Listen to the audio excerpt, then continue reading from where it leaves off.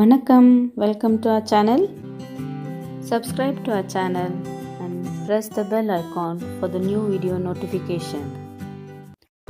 ஒரு பாத்திரத்தில் தண்ணி எடுத்து அதில் உப்பு மஞ்சத்தூள் போட்டு நல்லா கொதிக்க வச்சுக்கோங்க. கொதிக்க வரைக்கும் ஸ்டவ்வை ஆஃப் பண்ணிவிட்டு அதில் மஷ்ரூமை போட்டு ஒரு 5 to 7 minutes வச்சுருங்க.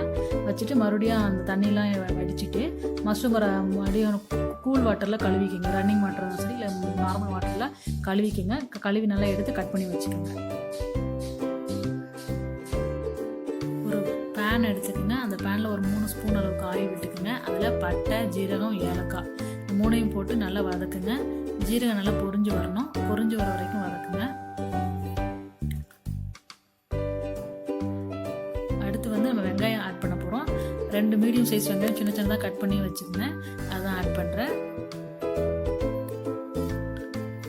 நல்லா வெங்காயம் நல்லா கோல்டன் கலர் வர வரைக்கும் வதக்குங்க.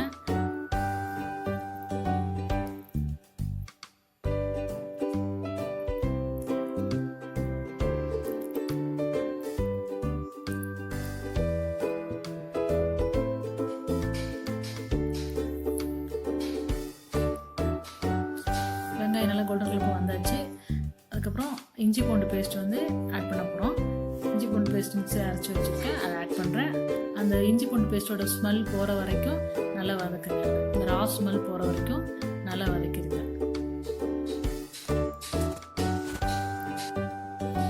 அடுத்தது நான் தக்காளி ஆட் பண்ணியிருக்கேன். 2 ஸ்மால் சைஸ் தக்காளி சின்ன சின்னதாக கட் பண்ணி வச்சுருந்தேன், அதை நான் ஆட் பண்ணியிருக்கேன். நல்லா வெங்காயம் தக்காளி நல்லா சேர்ந்து வதங்கணும். நல்லா தக்காளி மசினுங்க, அந்தளவுக்கு வதக்கிடுங்க. தக்காளி மசிஞ்சதுக்கப்புறம் நம்ம மசாலா பொடியெலாம் ஆட் பண்ணுறோம். இந்த மாதிரி நல்லா மசிஞ்சு வரணும் தக்காளி. தக்காளி மசிஞ்சிருச்சு பாருங்கள்.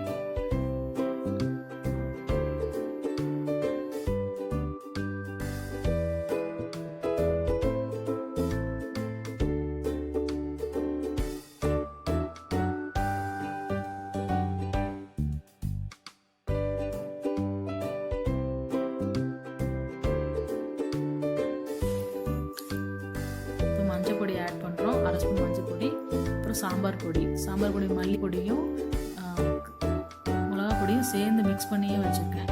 அதை நாங்கள் சாம்பாருக்கு யூஸ் பண்ணுற பொடியை தான் போடுறேன். தனித்தனியாக செப்பரேட் யூஸ் பண்ணாங்க, அந்த மாதிரி நான் யூஸ் பண்ணல. இது 2 ஸ்பூன் சாம்பார் பொடி, 2 ஸ்பூனு கரம் மசாலா ஒரு 1/2 ஸ்பூன் ஆட் பண்ணியாச்சு. இப்போ எல்லாத்தையும் நல்லா கலந்து விடணும். அந்த ரா ஸ்மெல் போகிற வரைக்கும் ஒரு 2 to 3 செகண்ட் வரைக்கும் நல்லா கலந்து விடுங்க.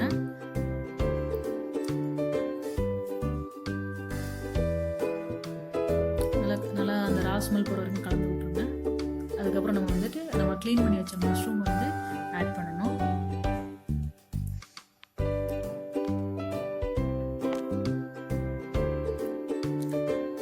மஷ்ரூம் ஆட் பண்ணிக்கோங்க.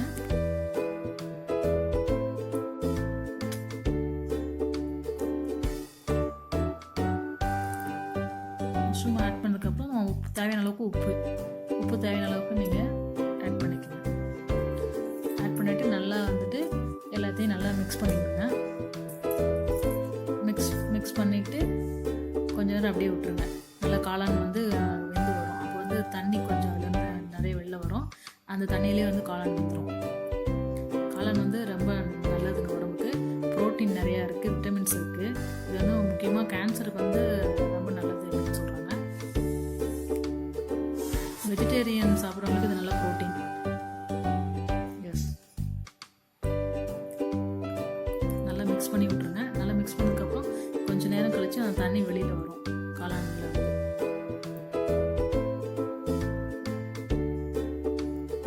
இப்போ கொஞ்சம் சிம்மில் வச்சு வதக்குங்க.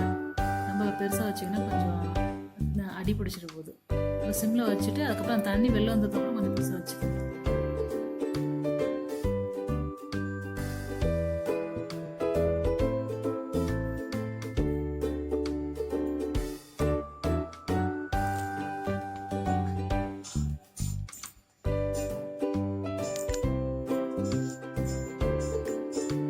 தண்ணியெலாம் வெளில வந்துருச்சு. இப்போ அதிலே வெந்துட்டுருக்கு. கொஞ்சம் அடுப்பை கொஞ்சம் கூட்டி வச்சுக்கலாம். ரொம்ப வைக்கணும், கொஞ்சம் கூட்டி வச்சிங்கன்னா நல்லா வெந்துடும்.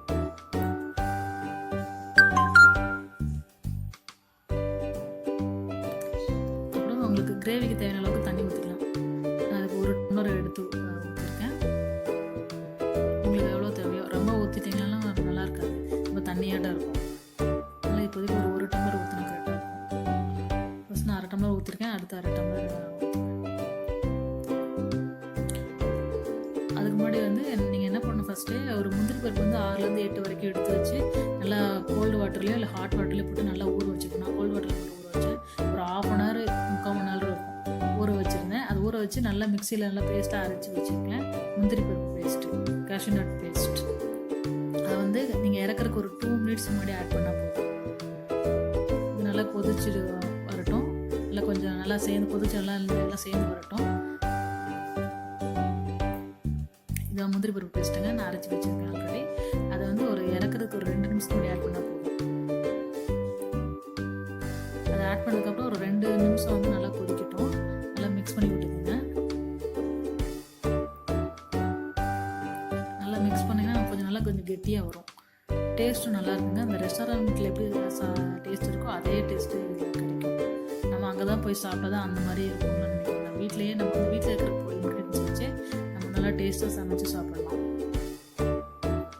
நீங்கள் ரெஸ்டாரண்ட் போனால் அவங்க தேவையில்லாமல் வேறு எதுனா சேர்ப்பாங்க, அஜினமோட்டோ அதெல்லாம் சேர்ப்பாங்க, தேவையில்லாதான்.